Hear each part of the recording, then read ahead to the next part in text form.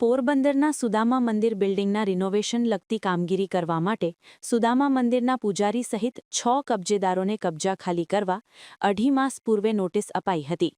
જો કે ત્યારબાદ હજુ સુધી કોઈ કાર્યવાહી તંત્ર દ્વારા થઈ ન હોવાનું જાણવા મળે છે. પોરબંદરના મામલતદાર દ્વારા સુદામા મંદિર પરિસરમાં આવેલી તાલુકા સહકારી ખરીદ વેચાણ સંઘની જગ્યા, ચામુંડા અન્ન ક્ષેત્ર સેવા સમિતિ ટ્રસ્ટના બિલ્ડિંગ, ભારતીય સંસ્કૃતિ સંવર્ધન ટ્રસ્ટની કચેરી, ચતુર્ભુજ અનાથાશ્રમ, નરેશ દેવસિંહ વરવાડિયા નામના દુકાનદાર તથા સુદામા મંદિરના પૂજારી પ્રશાંતભાઈ રામાવતને ગત તારીખ 24 ફેબ્રુઆરી 2026ના રોજ નોટિસ આપવામાં આવી હતી.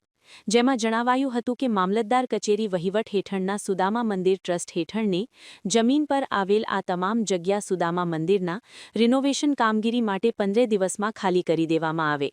સુદામા મંદિરના રિનોવેશન કામગીરી યાત્રાધામ વિકાસ બોર્ડ અને પ્રવાસન વિભાગ દ્વારા કરવાની હોવાથી આ જગ્યા ખાલી કરવા જણાવાયું છે.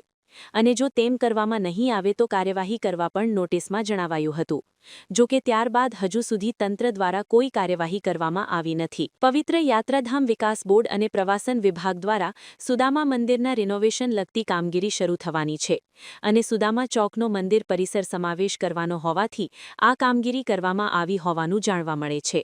અને આગામી સમયમાં કરોડોના ખર્ચે સુદામા કોરિડોરનું નિર્માણ થવાનું હોવાથી તમામ નોટિસ આપવામાં આવી હોવાનું જાણવા મળે છે. સુદામા કોરિડોરના નિર્માણ બાદ સમગ્ર જિલ્લાના પ્રવાસનને વેગ મળે તેવી પણ આશા શહેરીજનો રાખી રહ્યા છે. નિપુલ પોપટ, પોરબંદર ટાઈમ્સ.